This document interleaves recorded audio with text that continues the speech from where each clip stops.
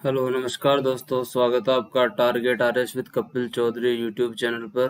और मैं कपिल चौधरी आपके लिए फिर से इकोनॉमिक्स के कुछ महत्वपूर्ण टॉपिक लेके आया हूँ यूट्यूब पे। तो जो भी बच्चे जुड़े हुए हैं कंटिन्यू मैसेज करते रहें और बताएं कि उनके पास आवाज़ आ रही है प्रॉपर।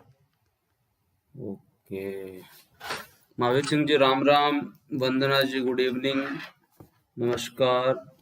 तो आपकी दिवाली की छुट्टियां हो गई कंप्लीट और अब अपन वापस से पढ़ाई के ट्रैक पे आते हैं। काफी दिन हो गई आपकी, 3-4 दिन छुट्टी रही।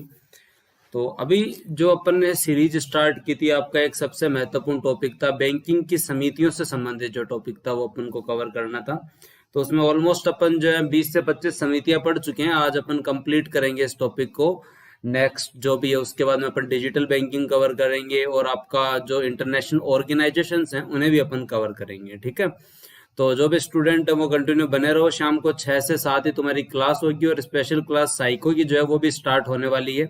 इंटेलिजेंस से अपन ने कंप्लीट कर लिया था। पर्सनालिटी का जो टॉपिक है व्यक्तित्व का, वो अपन कंप्लीट करेंगे आरएस के लिए, ठीक है। जो भी नए स्टूडेंट है उनको बता देता हूँ कि मेरा नाम कपिल चौधरी है और मैं चूरू सुजानगढ़ से बिलोंग करता हूँ। जो भी राजस्थान के स्टूडेंट है जानते होंगे, सालासर बालाजी के पास कस्बा है। और आरएस 2016 मेरी 534वीं रैंक है।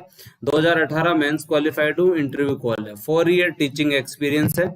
और कपिल 07 मेरा रेफरल कोड है। कपिल 07 मेरा रेफरल कोड है। कोई भी व्यक्ति अनअकैडमी पे सब्सक्रिप्शन लेना चाहता है किसी भी स्ट्रीम में, चाहे वो यूपीएससी में ले, आरपीएससी में ले, आईआईटी, नीट, जेई, किसी भी चीज में पढ़ना चाह रहा है तो वो इसके अंदर कपिल 07 कोड का उपयोग कर सकता है। एसीएफ का बैच जो है, इंडियन इकोनॉमी का बैच जो है, वो 2 नवंबर को स्टार्ट हुआ था। कल ऑलमोस्ट खत्म हो जाएगा। राजस्थान इकोनॉमी का 30 नवंबर से स्टार्ट होगा। तो कोई भी स्टूडेंट अगर एसीएफ की तैयारी करना चाहता है तो वहां क्लासेस ले सकता है। जो भी स्टूडेंट पहली बार ये क्लासेस देख रहा है उनको बता देता हूँ कि अपने इस चैनल पर, target RS with Kapil Chaudhary channel पर, पहले से राजस्थान की योजनाओं के लगभग 15 वीडियो बनाए हुए हैं। तो कृपया करके ये वीडियो कवर कर लो और वहां पे मेरे नंबर दिए हुए हैं, उन पे कांटेक्ट कर लो ताकि आपके एग्जाम में कम से कम 5 क्वेश्चन योजनाओं के जो आते हैं वो तो गलत ना ही हो, ठीक है भाई। अब बात करते हैं अपन जो स्कीम अपन जो पढ़ रहे थे उसके अंदर अपन ने जो समितियां पढ़ी थी, कौन कौन सी पढ़ी थी। एक तो अपन ने एसबीआई के राष्ट्रीयकरण से संबंधित गोरेवाला समिति कंप्लीट की थी। एक मैंने आपको लीड बैंकिंग स्कीम से संबंधित गॉडगिल स्टडी ग्रुप कंप्लीट करवाया था। उसके बाद में अपन ने बी शिव रमन समिति पढ़ी थी। शिवराम नहीं, बी शिव रमन समिति। इसने कहा था ग्रामीण क्षेत्र में अगर फाइनेंशियल इंक्लूजन करना है तो नाबार्ड की स्थापना करो। उसके बाद अपन ने आगे पढ़ा था कि नरसिम्हन वर्किंग ग्रुप ने कहा था कि आरआरबी की स्थापना करो। नरसिम्हन कमेटी फर्स्ट ने यह कहा था कि बैंकों का राष्ट्रीयकरण ना किया जाए, निजी तथा विदेशी बैंकों को भी मोटिवेट किया जाए, सार्वजनिक क्षेत्र के बैंकों को स्वायत्तता दी जाए, इनमें सरकार अपनी हिस्सेदारी 51% तक ही रखे, एनपीए की वसूली के लिए डेप्ट रिकवरी ट्रिब्यूनल्स की स्थापना की जाए, एनपीए के दबाव को कम करने के लिए एसेट रिकंस्ट्रक्शन कंपनीज की स्थापना की जाए, सेकंड जनरेशन बैंक स्थापित किए जाए, ये भी अपन पढ़ चुके हैं, बैंकिंग लोकपाल स्थापित की जाए। और फिर किसने कहा था कि मजबूत तथा बड़े बैंकों का विलय करो, तो नरसिम्हन कमेटी सेकंड ने ये कहा था। ये अपन कर चुके हैं कवर। उसके बाद दोस्तों अपन ने पढ़ा है कि ग्राहक सुधार के लिए दामोदरन समिति पढ़ी थी। आपके प्रायोरिटी सेक्टर लैंडिंग के लिए एमवी नायर कमेटी बनी थी। प्रथम भारतीय महिला बैंक के लिए एमबीएन राव कमेटी बनी थी। फिर आपकी पीजे नायक कमेटी बनी थी जिसने कहा था बैंक इन्वेस्टमेंट कंपनी या दोस्तों बैंक बोर्ड ब्यूरो की स्थापना करो। फिर अपन को पता है कि मौद्रिक नीति समिति के लिए उर्जित पटेल समिति बनी थी। उन्होंने कहा था कि सीपीआई को मुख्य सूचकांक अपनाओ और वार्षिक लक्षित मुद्रास्फीति 4% होनी चाहिए, ये भी अपन ने पढ़ा था। उसके बाद में फाइनेंशियल इंक्लूजन के लिए सी रंगराजन कमेटी 2006 वाली, रघुराम राजन कमेटी 2008 वाली, नचिकेता मोर कमेटी 2014 वाली और दीपक मोहंती कमेटी 2015। यहां तक अपन कवर कर चुके थे। आज अपन कंप्लीट कवर करेंगे कि इससे आगे और कौन कौन से कमिटीज पढ़नी है। तो सबसे इंपॉर्टेंट उसके बाद में चलते हैं विमल जालान समिति। कौन सी समिति?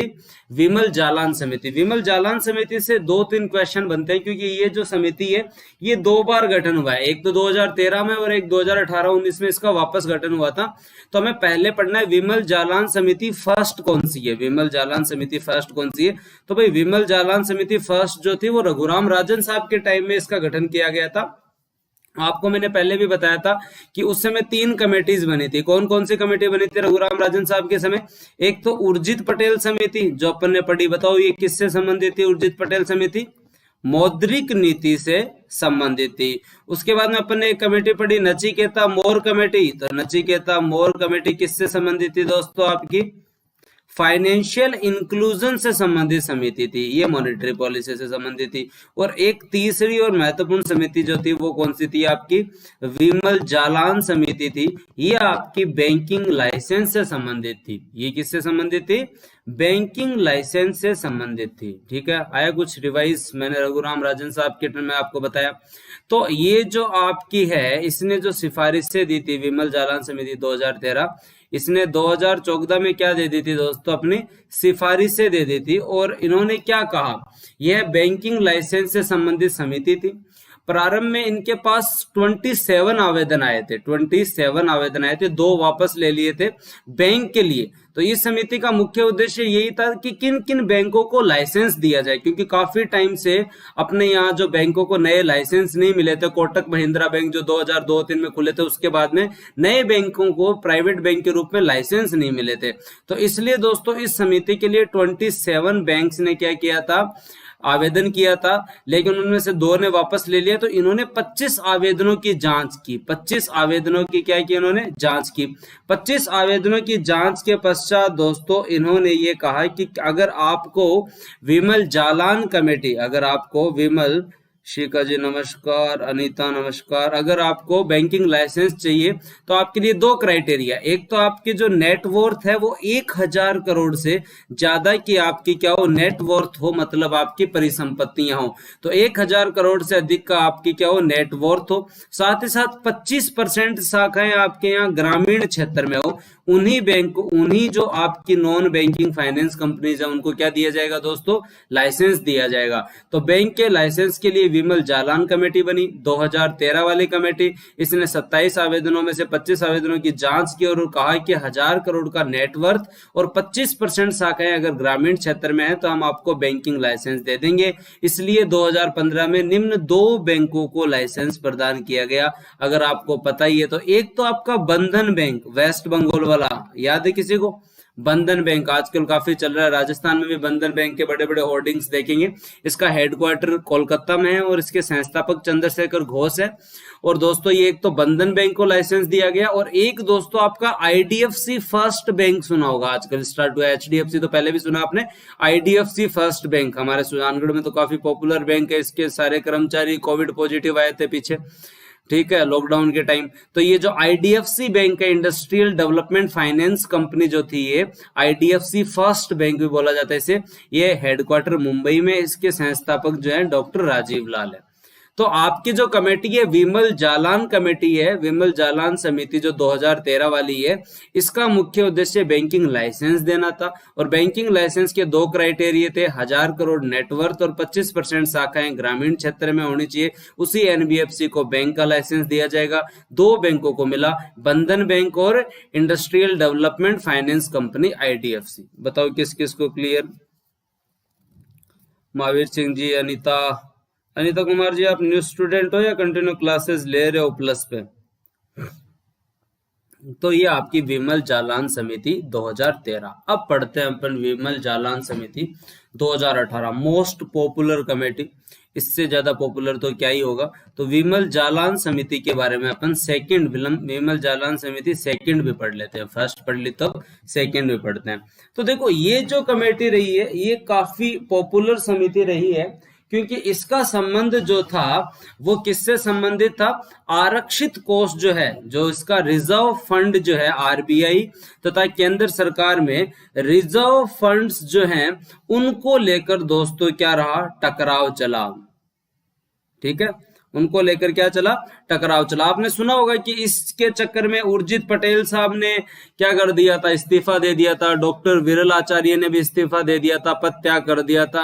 ऐसी कुछ कहानियां सुनी आप लोगों ने? नहीं सुनी तो चलो आज मैं सुनाता हूं। तो आरबीआई तथा केंद्र सरकार के मध्य आरक्षित कोष को लेकर घमासान चल रहा था, टकराव चल रहा था और बयानबाजी में कोई कमी नहीं चल रही थी। ठीक है, तो इस टकराव को खत्म करने के लिए दोस्तों हमने क्या किया? विमल जालान समिति का गठन किया और विमल जालान समिति ने दोस्तों क्या दिया कि आपके यहाँ किस तरीके से इसका बंटवारा होना चाहिए और सरकार को कितना पैसा दिया जाना चाहिए। अगर आपको पता है तो उर्जित पटेल साहब के लिए, जो आपके आरबीआई गवर्नर है, इनके लिए अरुण जेटली साहब ने कहा था कि अगर आरबीआई हमें सही मायने में पैसा नहीं देती है तो हम धारा 7 का उपयोग भी कर सकते हैं। कुछ याद आ रहा है, मैंने आपको बैंकिंग में पढ़ाया था धारा 7, आरबीआई एक्ट धारा 7 के प्रयोग की भी इन्होंने क्या कर दी थी दोस्तों, घोषणा कर दी थी। तो चुनावी समय था 2018 का, चुनावी समय में सरकार को पैसा चाहिए था, लेकिन आपके आरबीआई के जो गवर्नर हैं उर्जित पटेल, उन्होंने देने से मना कर दिया था। तो इसको लेके जो विवाद था उसकी बात करते हैं। तो इनकी सिफारिशें क्या थी, पहले इनकी सिफारिशें याद करो और मैं वापस इन्हीं को याद करवाऊंगा। हाँ जी कृष्णा जी नमस्कार, हाँ बताया था वंदना, चलो हाँ। तो पहले इनकी केवल और केवल रिकमेंडेशन याद करो, समझने की कोशिश। ये एक पेज है, इस पेज को केवल देखो, फिर आगे समझो और लास्ट में ये पेज वापस समझेंगे। तो इन्होंने क्या कहा कि आपको जो है आरबीआई को कंटेंजेंसी फंड जो है आकस्मिक निधि, किसके अंदर दोस्तों, आकस्मिक निधि के अंदर, आकस्मिक निधि में कुल संपत्ति का 5.5 से 6.5% के रूप में रखना चाहिए। कितना रखना है, आरबीआई को अपने आकस्मिक निधि में कुल जो फंड है वो कितना रखना है, 5.5 से 6.5% रखना है। और इस वर्ष तो पैसों की बहुत तंगी है, इसलिए 5.5% ही रखो। एक तो इन्होंने ये कहा, एक इन्होंने कहा कि आपका टोटल जो रिजर्व फंड है, आपका टोटल जो आरक्षित कोष है, उसमें आरबीआई 20 से 24.5% के बीच में रखे, क्योंकि आरबीआई के पास लगभग 26.5% पैसा था 2018 में। इसलिए सरकार ने कहा था कि आरबीआई जो है बहुत ज्यादा पैसा अपने पास लिए बैठी है और हमें पैसा दे नहीं रही है। अगर हमें पैसा देगी तो मार्केट में उस पैसे को डालेंगे ताकि उससे लिक्विडिटी बढ़ेगी, मांग बढ़ेगी, जीडीपी की ग्रोथ वापस से बढ़ेगी। लेकिन भाई आरबीआई नहीं दे रही तो नहीं दे रही। प्रत्येक 5 वर्ष से आरक्षित कोष से फंड ट्रांसफर की पद्धति की समीक्षा की जाए। इन्होंने क्या कहा, विमल जालान साहब ने क्या कहा, प्रत्येक 5, हमने जो रिकमेंडेशन दी है 5.5 से 6.5% और 20 से 24.5% की, इस रिकमेंडेशन के लिए प्रत्येक 5 साल से कमेटी बननी चाहिए और वो देखे कि आरक्षित कोष को कैसे बांटना है। साथ ही साथ उन्होंने कहा कि आरबीआई जो है सरकार को एक साथ पैसा ना दे, इसके बजाय रणनीतिक रूप से 3 से 5 सालों में पैसा ट्रांसफर करे, 3 से 5 साल में पैसा ट्रांसफर करे। ये सारी बात किसने कही, विमल जालान कमेटी ने कही। तो अब अपने को ये सारी बात समझने के लिए हमें ये पता होना चाहिए कि आरक्षित कोष क्या होता है, आकस्मिक कोष क्या होता है, ये समझना जरूरी है। सर बहुत अच्छा पढ़ाते हैं और समझाते हैं, प्लस पे अच्छा, हाँ प्लस पे भी अच्छा ही पढ़ाता हूँ मटेरियल, लेकिन यहाँ पे भी अच्छा ही है भाई। जो भी टाबर एडमिशन लेना चाहे वो कपिल 07 कोड का उपयोग करके अनअकैडमी पे एडमिशन ले लो। इतना कोई भारी भरकम काम नहीं है। कितने रुपए का एडमिशन होगा, मैक्सिमम आपके 7,500 रुपए में टोटल आरएस की तैयारी। तो कपिल 07 कोड से 10% डिस्काउंट मिल जाएगा। नहीं भाई आपको यहाँ पढ़ना है तो यूट्यूब पे पढ़ते रहो, आपके जो भी इकोनॉमिक्स के टॉपिक है जिसमें समस्या है, ठीक है। तो अब अपने को क्या याद रखना है, केवल तुम्हें एक बार इतनी सी बात याद रखनी कि विमल जालान समिति जो है वो आरक्षित कोष के टकराव को लेकर स्टार्ट हुई थी। आरबीआई और केंद्र सरकार में ये टकराव था। विमल जालान कमेटी ने ये कहा कि आकस्मिक निधि को तो 5.5 से 6.5% के बीच में रखो, आरक्षित कोष को 20 से 24.5% के बीच में रखो।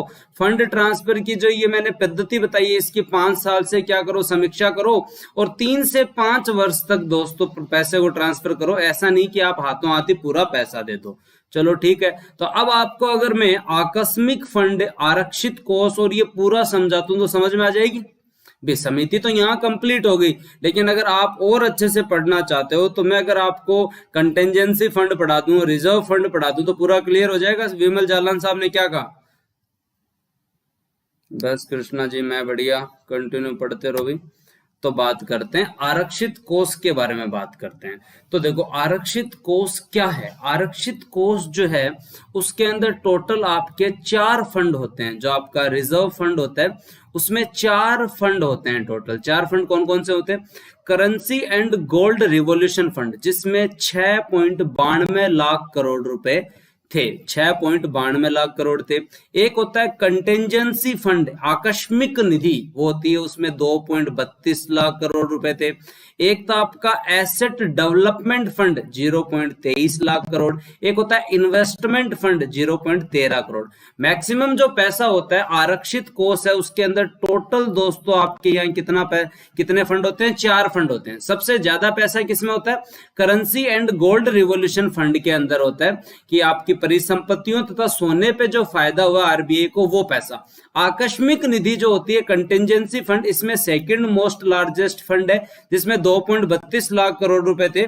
इस फंड के अंदर पैसा इसलिए रखा जाता है ताकि कल को कोई आपातकालीन स्थिति आ जाए, कल को कोई आकस्मिकता आ जाए, उस समय आरबीआई उस पैसे का क्या कर सके दोस्तों? उपयोग कर सके।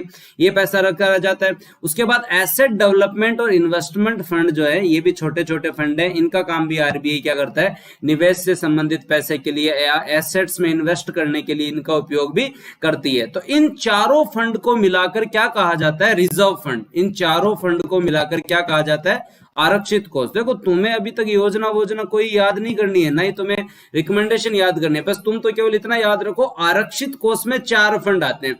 इन 4 फंडों के लिए आरबीआई ने जो विमल जालान कमेटी बनाई थी, विमल जालान कमेटी ने क्या कहा कि आरक्षित कोष को तो रखो 20 से लेकर 24.5% तक, मतलब इनका टोटल जो है उसको तो रखो 20 से 24.5% के बीच में। और दोस्तों आपकी जो आकस्मिक निधि है इसको रखो 5.5 से लेकर आपके यहाँ 6.5% तक। ये इन्होंने रिकमेंडेशन दी। तो देखते हैं इनके रिकमेंडेशन में कितनी अच्छी बात थी, क्या ये सही थी या किसी सरकार के दबाव में थी, क्या था मामला? इसे समझने से पहले आपको याद रखना चाहिए आरक्षित कोष में क्या क्या आता है। बताओ किस किस को क्लियर? आरक्षित कोष में 4 फंड आते हैं, currency and gold revolution fund, contingency fund, asset development fund और इन्वेस्टमेंट फंड। इन सब में टोटल में 9.6 लाख करोड़ रुपए था।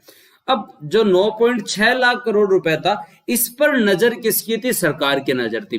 देखो एक अनुमान के तहत अगर हम देखें तो 2002 से लेकर 2014 तक जो आपकी केंद्र सरकार थी वो आरबीआई से पैसा लेती थी। ऐसी बात नहीं आरबीआई से पैसा लेते नहीं है, और आरबीआई भी पैसा देता था। ऐसा नहीं कि ये कोई नई लड़ाई है, पैसा तो ये देते ही थे। पैसा आरबीआई हमेशा अपनी इनकम का एक हिस्सा सरकार को दे देती है, और वो लगभग हर साल 22,000 करोड़ के आसपास हुआ करता था। 22 से 24-30 1,000 करोड़ के पास चल रहा था पिछले दशक में। लेकिन सरकार बनने के बाद 2014 में इन्हें 50,000 करोड़ की मांग की। फिर दोस्तों इन लोगों ने आगे आके 80,000 करोड़ की मांग की, 72,000 करोड़ की मांग की, फिर 90,000 करोड़ की मांग की। तो इनकी मांग बढ़ती जा रही थी, इसलिए आरबीआई और सरकार में क्या हुआ? टकराव उत्पन्न हुआ। तो देखो आरबीआई आरक्षित कोष में अपनी परिसंपत्तियों का लगभग 27% से अधिक मेंटेन कर रहा था, जो सरकार को अच्छा नहीं लग रहा था। तो आरबीआई अपनी टोटल जो परिसंपत्तियों का 27% से ज्यादा मेंटेन कर रहा था, किसमें? रिजर्व फंड में, जो कि वैश्विक अनुपात से अधिक था, जो कि वैश्विक अनुपात से अधिक था। फॉर एग्जाम्पल अगर मैं बात करूं, आरक्षित कोष का वैश्विक अनुपात लगभग 19% है। लगभग कितना है? 19%। लेकिन हम कहां चल रहे हैं? लगभग 26.5% पे चल रहे हैं। तो बताओ गलत बात है? कितना है? 19% है। ग्लोबल रेशियो जो है वो कितना है? 19% है। विमल जालान समिति से पहले भी दोस्तों आरक्षित कोष का जो टकराव उत्पन्न हुआ था उसके लिए और समितियां भी बनी है। फॉर एग्जांपल मैं बात करूं, वी सुब्रमण्यम समिति बनी थी आपकी 1997 में। वी सुब्रमण्यम समिति बनी थी 1997 में। इन्होंने कहा था कि आरक्षित कोष को 12% रखना चाहिए। कितना रखना चाहिए? 12% रखना चाहिए। लेकिन आरक्षित कोष तो कितना जा रखा है? 26.5% तक जा रखा है। उषा थारोट समिति बनी थी 2004 में। उषा थारोट समिति ने कहा कि 18% तक आप क्या रख सकते हो? अपने आरक्षित कोष को रख सकते हो। लेकिन अपना आरक्षित कोष कितना जा रहा है? लगभग 26.5%। वाईएच मालेगाम कमेटी बनी थी 2013 में। वैसे तो ये माइक्रो फाइनेंस इंस्टीट्यूट्स के लिए कमेटी थी, लेकिन इसने भी इसके ऊपर रिकमेंडेशन दी थी और कहा था कि जितना अभी है ना 23-24% इतना ही रखो, इससे ज्यादा मत बढ़ाओ, ज्यादा आरक्षित कोष की जरूरत नहीं है। आप सरकार को पैसा दो, सरकार इस पैसे का उपयोग करे। अगर उपयोग करेगी तो मार्केट में सरकार इस पैसे को इन्फ्यूज करेगी, जिससे जीडीपी अच्छी बढ़ेगी, इन्वेस्टमेंट बढ़ेगा और अच्छा रहेगा। तो ये जो कमेटी जो है, अगर अपन इतिहास को देखें, आरक्षित कोष के इतिहास को, तो आरक्षित कोष के लिए पहले भी अपने यहाँ कौन कौन सी समितियां बनी है। वी सुब्रमण्यम समिति 1997 इन्होंने कहा 12% तक रहना चाहिए। उषा थारोड समिति ने कहा 18% तक रहना चाहिए। मालेगाम समिति ने कहा इससे ज्यादा मत ले जाओ, जितना है उतना ही मेंटेन रखो। ग्लोबल अनुपात है 19%, और हमने कितना रख रखा था 26.5%। हमने कितना रख रखा था 26.5%। बताओ इसमें सरकार की कोई गलती है क्या? बताओ सरकार की कोई गलती है क्या इसके अंदर? देखो यहाँ पे चारों के चारों fund, currency and gold revolution fund, contingency fund, और दोस्तों आपके currency and gold revolution fund, contingency fund, asset development fund और इन्वेस्टमेंट फंड। तो वंदना, कृष्णा, महावीर सिंह जी, यहां तक किस किस को क्लियर की आरक्षित कोष क्या होता है?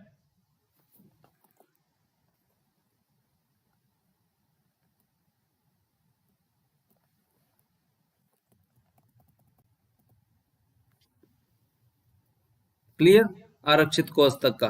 चलो ठीक है।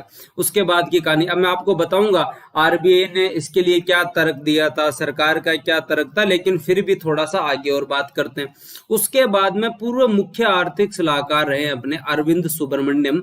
अरविंद सुब्रमण्यम साहब ने भी इकोनॉमिक सर्वे 2016-17 में ये कहा था कि आरबीआई के पास आरक्षित कोष में अधिक धन है, बहुत ज्यादा पैसा है, उसे कम से कम 4 लाख करोड़ रुपए तो सरकार को दे देने चाहिए।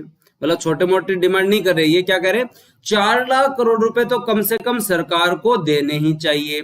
तो देखो आपका 26.5% है, जो लगभग आपका 9.6 लाख करोड़ है, उसमें से इन सब की ये मांग है कि आप क्या करो, इसमें से 4 लाख करोड़ रुपए हस्तांतरित कर दो। तो ये भी एक तरीके से आरबीआई पे कटाक्ष था। उसके बाद में सरकार का ये मानना है कि आरबीआई लाभांश का एक हिस्सा, लाभांश का एक सबसे बड़ा हिस्सा आकस्मिक निधि के रूप में रख रहा है, जिससे लाभांश में कमी आ रही है। आरबीआई ने कहा हम हर साल डिविडेंड आपको दे तो रहे हैं, तो डिविडेंड दे रहे हो तो भाई साहब, फिर सरकार ने कहा डिविडेंड तो आप दे रहे हो, लेकिन आप क्या कर रहे हो, डिविडेंड कम दे रहे हो। तो पूछा कैसे कम दे रहे हो, कि आप अपना जो सेकंड लार्जेस्ट फंड है ना, उसमें आकस्मिकता के नाम पर ज्यादा पैसा इकट्ठा कर रहे हो। अभी कोई आकस्मिकता है ही नहीं, तो आपको क्यों पैसा चाहिए, आप हमें दे दो एक बार। तो चलो ठीक बात है। सरकार ने भी धीरे धीरे कहा कि सरकार ने कहा कि हमारा बढ़ता हुआ राजकोषीय घाटा, उसमें हम कमी ला सके। अगर आप हमें पैसा दे दो तो हमारे राजकोषीय घाटे में कमी आए। आपके एनपीए जो है वो बैंकों में बढ़ता जा रहा है, उसको भी हम क्या कर सके, कम कर सके, इससे हम इस अतिरिक्त धन को उपयोग कर सके। तो ये जाके इनके अंदर विवाद उत्पन्न हुआ। लेकिन देखो मैं आपको सही सही बात बताता हूं। देखो सही सही बात ये है कि सरकार की नजर थी ना, वो चुनाव से पहले सरकार लोक लुभावने वादों में पैसा लगा सकती थी, और सरकार ने पैसा जो मांगा था वो बहुत ज्यादा पैसा था। तो इसलिए जो आरबीआई को ये डर था कि सरकार बार बार मांग रही है कि हमें पैसा दो, तो पैसा अगर आपको इतना चाहिए तो आप पहले खुद ही बता दो कि सही मायने में आकस्मिकता है। अगर आपातकाल की कंडीशन नहीं है, आपके यहाँ वित्तीय स्थिरता है, तो पैसा क्यों चाहिए। अगर वित्तीय स्थिरता आपके यहाँ नहीं है तो अपने आप कम से कम पहले एक्सेप्ट तो करो कि आपके यहाँ मंदी का दौर आने वाला है, आपको पैसा चाहिए। आप एक्सेप्ट भी नहीं कर रहे और आपको पैसा भी चाहिए, तो इस कंडीशन में इनमें टकराव उत्पन्न हुआ। इस समय 2-3 स्टेटमेंट आपने सुने होंगे। आपके डिप्टी गवर्नर थे विरल आचार्य साहब। विरल आचार्य साहब ने तो ये तक कहा था कि अगर इसी तरीके से केंद्र सरकार आरबीआई के कार्यों में हस्तक्षेप करता रहा तो भारत में भी वो दिन आ जाएंगे जो वेनेजुएला में आ रखे हैं। मतलब भारत भी वेनेजुएला जैसी मंदी से सामना करेगा। रघुराम राजन साहब ने भी कहा था कि आरबीआई जैसी स्वायत्त संस्था के कार्यों में हस्तक्षेप करना गलत है, ये उन्होंने भी कहा था। उर्जित पटेल साहब ने भी कहा था कि ये गलत बात है, आप ऐसे पैसा लोगे तो उस पैसे को आप क्या कर दोगे, लोक लुभावने वादों में खर्च कर दोगे, उससे मार्केट की लिक्विडिटी बढ़ जाएगी, लिक्विडिटी बढ़ने से इन्फ्लेशन आ जाएगा, और हमारा मुख्य कार्य है महंगाई को नियंत्रण करना। तो अगर इतनी बातें जब हो ही गई थी तो फिर बाद में सरकार ने इतना तक कह दिया था कि दोनों में टकराव की स्थिति भी उत्पन्न हुई, और वित्त मंत्री साहब ने यह कह दिया था कि आरबीआई एक्ट 1934 की धारा 7 का उपयोग कर लेंगे। हम क्या कर लेंगे, धारा 7 का उपयोग कर लेंगे। धारा 7 का उपयोग करने का मतलब है आज तक इस धारा का उपयोग नहीं हुआ है, ठीक है, अभी तक इसका जो है उपयोग नहीं हुआ है। लेकिन वित्त मंत्री साहब ने ये कहा, तो क्यों कहा, उन्होंने कहा कि धारा 7 के तहत आरबीआई के सेंट्रल बोर्ड के सभी कार्यों को सेंट्रल गवर्नमेंट ले सकती है। मतलब आरबीआई के कार्यों का अतिक्रमण केंद्र सरकार द्वारा कर लिया जाएगा। तो ये बात भी कही गई। तो इसके बाद में विमल जालान समिति ने सिफारिश दी कि आरबीआई 1.76 लाख करोड़ रुपए जो है वो सरप्लस, 1.76 लाख करोड़ रुपए का सरप्लस जो है, उनका सरप्लस है, रिजर्व जो है वो सरकार को ट्रांसफर कर दे। विमल जालान समिति ने कहा कि 1.76 लाख करोड़ का आप क्या कर दो, ट्रांसफर कर दो। तो यही एक विवाद का कारण था। अगर आपको पता है, ये रिकमेंडेशन आने के बाद में उर्जित पटेल साहब ने पद त्याग कर दिया था, विरल आचार्य ने पद त्याग कर दिया था, क्योंकि जो ये पैसा जो था ये अपने आप में ज्यादा, बहुत बड़ी रिकमेंडेशन थी। 1.76 लाख करोड़ रुपए बहुत ज्यादा होते हैं, इतने तो मांगे ही नहीं थे, बात ही 1 लाख करोड़ की थी और आपने कह दिया 2.25 लाख करोड़ रुपए दे दो। लेकिन कोई बात नहीं भाई, इन्होंने भी ये कहा कि 1.76 लाख करोड़ रुपए को भी आप दो भागों में बांटो। 1.23 लाख करोड़ तो आप लाभांश के रूप में दो, जो आपका टोटल आरक्षित कोष जो है उसके अंदर आपके 9.62 लाख करोड़ रुपए जो पड़े हैं, उनमें से 1.23 लाख करोड़ तो आप डिविडेंड के रूप में दो, और 52,637 करोड़ रुपए तुम आकस्मिक निधि के रूप में दो। किसके रूप में दो? आकस्मिक निधि के रूप में दो। ठीक है, तो किस में से देने हैं ये पैसे? देखो वापस आओ, इस टोटल में से तो आपको क्या देना है? 1.23 लाख करोड़ देना है, और 52,000 करोड़ रुपए जो आपको देने वो कहां से देने? आकस्मिक निधि से देने हैं। क्योंकि आप आकस्मिक निधि के अंदर, सरकार का एक तर्क था ना कि आकस्मिक निधि में ये ज्यादा पैसा रख रहे हैं। तो दोस्तों इससे क्या हुआ, अगर हम बात करें 2018 में जो कंडीशन थी वो क्या कंडीशन थी? आरक्षित कोष में 9.6 लाख करोड़ रुपए थे, जो कि 26.5% थे, जो कि 26.5% थे टोटल एसेट का, और आकस्मिक निधि में 2.3 लाख करोड़ रुपए थे, जो कि 6.8% थे। विमल जालान समिति ने कहा इसको तो लेके आ जाओ 20 से 24.5% पर, इसको तो कहां लेके आ जाओ? 20 से 24.5% पे, और इसको लेके आ जाओ 5 से 6.5 के बीच में। यही तो रिकमेंडेशन दी थी, ये विमल जालान समिति की रिकमेंडेशन पड़ी। और जैसे ही इस विमल जालान समिति की रिकमेंडेशन लागू हुई और इतना पैसा हमने ट्रांसफर किया, ट्रांसफर करते दोस्तों आपके यहाँ 23.3% पैसा तो किस में हो गया? टोटल रिजर्व कोष में, और आपका आकस्मिक निधि में कितना आ गया? 5.5% पैसा। तो देखो पूरा मामला ही खत्म हो गया, क्योंकि 20 से 24.5 के बीच में रखना था, और ये आपको 5.5 से 6.5 के बीच में रखना था विमल जालान समिति के अनुसार, और ये इसके अंदर ही इस क्राइटेरिया में आ गया। तो ये पूरी जो लड़ाई की जो जड़ थी वो क्या था? आरक्षित कोष था, और आरक्षित कोष के पैसे के ऊपर गवर्नमेंट की नजर थी। इस पैसे को वो यूटिलाइज करना चाहते थे, चाहे वो मंदी का दौर हो, चाहे आपका चुनावी कार्यक्रम हो, लेकिन इसके लिए विमल जालान समिति बनाई, और विमल जालान समिति ने भी ऑलमोस्ट सरकार के फेवर में ही रिकमेंडेशन दी थी। तो इसके ऊपर आरबीआई के तत्कालीन उप गवर्नर डॉक्टर विरल आचार्य ने कहा था कि केंद्रीय बैंक के नीतिगत मामलों में सरकार का हस्तक्षेप उचित नहीं है। इस मुद्दे पर उर्जित पटेल तथा सरकार के मध्य में टकराव भी बना रहा। धारा 7 के उपयोग की बात अगर सरकार ने कही तो यह आरबीआई की स्वायत्तता को संदेह के घेरे में लाती है, क्योंकि अगर आप धारा 7 का उपयोग कर लोगे तो आरबीआई फिर स्वतंत्र कहां से है?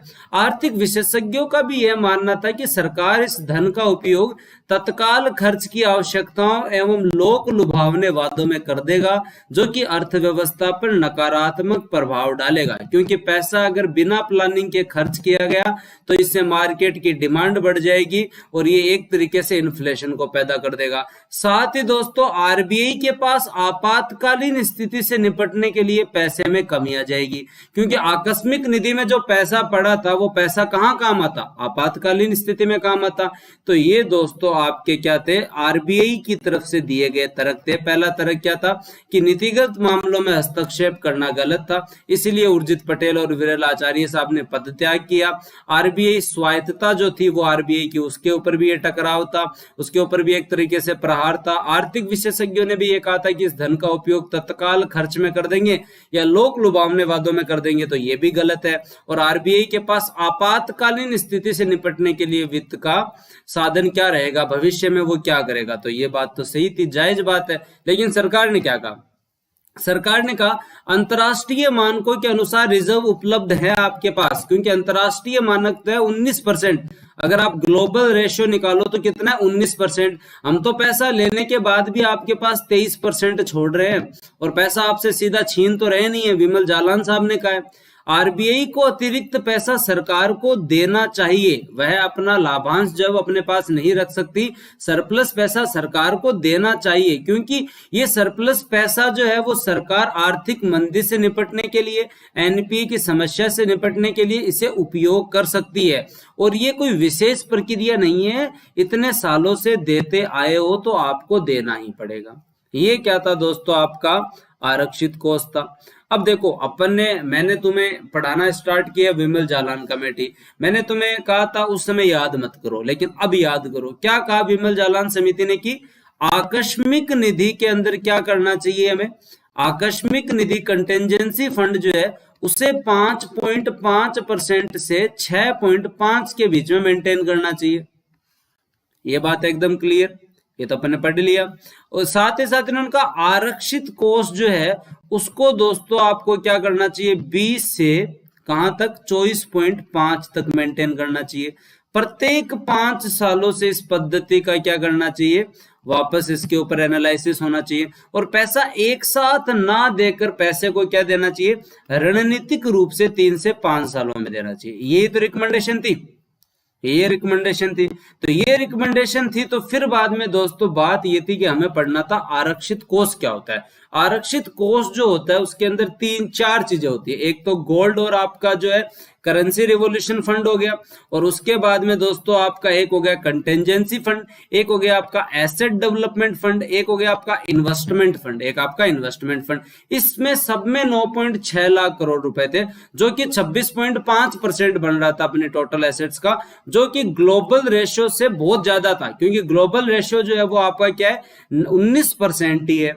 ठीक है, सुब्रमण्यम समिति ने कहा 12% ही रखो, उषा थारोट ने कहा 18% ही रखो, मालेगाम ने कहा है जितना ही रखो, अरविंद सुब्रमण्यम साहब ने तो कहा 4 लाख करोड़ रुपए दे दो। इसलिए दोस्तों ये टकराव उत्पन्न हुआ। इन्होंने कहा 1.76 लाख करोड़ देंगे, उसमें से 1.23 लाख करोड़ जो होगा वो लाभांश के रूप में होगा, और आपका 52,637 करोड़ पैसा जो है वो कंटेंजेंसी फंड से देंगे। तो ये आपकी विमल जालान समिति की सिफारिश रही। तो पहले की कंडीशन थी 26.5% और 6.8%। इन्होंने कहा 20 से 24 के बीच में रखो और 5.5 से 6.5 के बीच में रखो। जैसे ये लागू हुआ तो क्या हुआ, 23.3% और 5.5%। बताओ किसको समस्या, कोई ऐसा स्टूडेंट जिसको मतलब मेंस के हिसाब से भी नहीं समझ में आया। ये आकर जो रिजर्व फंड वाला जो मामला है, बहुत इंपॉर्टेंट टॉपिक और भारी टॉपिक है ये। ठीक है, लोग पता नहीं कितना उधर उधर ले जाके उलझा देते हैं, लेकिन इको बहुत इजी चीज है, तो उलझने की जरूरत नहीं है। बहुत ही सिंपल सा टॉपिक था कि होता क्या है। तो कोई ऐसा जिसको नहीं समझ में आया वो पूछ सकता है। और देखो आपके यहाँ कोई भी तैयारी कर रहा है आरएस की, तो उसे आप बता सकते हो अनअकैडमी जो है बुल्स आई बैच लेके आ रहा है 25 नवंबर से। ये पहला ऐसा बैच है अनअकैडमी में जिसमें केवल टॉप एजुकेटर्स हैं, ओनली टॉप एजुकेटर्स है, इनके अलावा एजुकेटर्स नहीं है। जो जो अनअकैडमी में आरपीएससी कैटेगरी में टॉप एजुकेटर्स है उनको रखा गया है, तो आपको टॉप एजुकेटर्स से पढ़ने का मौका मिलेगा। साथ ही साथ दोस्तों आपको ये भी चीज याद रखनी है कि आपके यहाँ कोई भी आरएस की तैयारी कर रहा है तो उसे आप कपिल 07 कोड का उपयोग करवाएं और एडमिशन दिलवाएं। ठीक है, और आपके यहाँ चाहे कोई आईआईटी, नीट की, जेई की, या एक तरीके से बात करें तो net, JRF, UPSC, SSC, RRB, railway, किसी की भी तैयारी कर रहा हो अनअकैडमी पे एडमिशन लेना है, कपिल 07 कोड का उपयोग करो। Thank you Vandana ji, thank you. अब तुम सब इंटरेस्टिंग पढ़ते हो इसलिए मैं इंटरेस्टिंग पढ़ा देता हूँ। ठीक है, अब तुम्हारा इंटरेस्ट कम होगा तो फिर इंटरेस्ट धीरे धीरे मेरा भी कम हो जाएगा, तो वो तो म्यूचुअल है। ठीक है, चलो बहुत बढ़िया, थैंक यू। तो कल भी आ जाना शाम को, अपन डिजिटल बैंकिंग स्टार्ट करेंगे, और अपन पर्सनैलिटी वाला जो टॉपिक है इंटेलिजेंस ही कंप्लीट कर चुके हैं, हम पर्सनैलिटी भी कंप्लीट करेंगे। तो कृपया करके कंटिन्यू बने रहो, डेली क्लासेस लेते रहो, ताकि आपकी भी तैयारी कंप्लीट हो जाए। और ये आपकी कमेटीज का जो टॉपिक था, समिति अपने को कितनी करनी थी, तो ये इतनी समितियां अपने को कम से कम पढ़नी थी। ऑलमोस्ट अपन 20 से 25 समितियां कर चुके हैं। क्या होता है कि अपन जब पढ़ते हैं समितियों का टॉपिक, तो एक तरीके से लोग क्या करते हैं, चार्ट बना के दे देते हैं। उसमें एक तरफ समिति का नाम लिखा होता है, ईयर लिखा होता है और उससे संबंधित क्षेत्र लिखा होता है, तो उससे पार नहीं पड़ती है। उससे पार इसलिए नहीं पड़ती भाई साहब, क्योंकि जब आपको आगे पीछे की कहानी नहीं पता, इकोनॉमिक्स का डर भगा दिया। धन्यवाद महावीर सिंह जी। ठीक है, इकोनॉमिक्स का, हाँ अब भी ले सकते हो आप बिहेवियर की क्लास। कांता जी आप शायद न्यू स्टूडेंट हो, कंटिन्यू क्लास लेते रहो। हाँ, बिहेवियर की 7 क्लासेस हुई हुई है, इंटेलिजेंसी का टॉपिक है 7 क्लासेस। अगर आपने नहीं पढ़ी है आरएस के हिसाब से, सोशल इंटेलिजेंसी, कल्चरल इंटेलिजेंसी, आपके यहाँ पे इमोशनल इंटेलिजेंसी, कॉग्निटिव इंटेलिजेंसी, अगर सही से नहीं पढ़ी है, रीड के हिसाब से नहीं आरएस के हिसाब से पढ़नी है, तो वो ले लो आप, ठीक है, वो क्लास भी आप ले सकते हो। तो ये जो बैंकिंग की समितियों वाला टॉपिक है, कोई टीचर करवाता नहीं है। होता क्या है कि इसको एज यूजुअल क्या कर दिया जाता है, एक बढ़िया सा पेज के अंदर छाप के फोटो और आपको दे देते हैं, ठीक है। उसके अंदर इधर लिखा होता है ये समिति, ये ईयर इससे संबंधित। अब आगे पीछे की कहानी नहीं पता तो याद कैसे होगा। अब कभी नहीं भूलोगे विमल जालान समिति किससे संबंधित थी। अगर नॉर्मल क्वेश्चन आ जाए तो चांस ही नहीं देंगे गलत होने के, क्योंकि हमें पता है विमल जालान समिति फर्स्ट जो थी वो बैंकिंग लाइसेंस से थी, दूसरी जो थी वो रिजर्व फंड से संबंधित थी, ठीक है। तो थैंक यू, जय हिंद, राम राम, मिलते हैं फिर कल शाम को 6 बजे।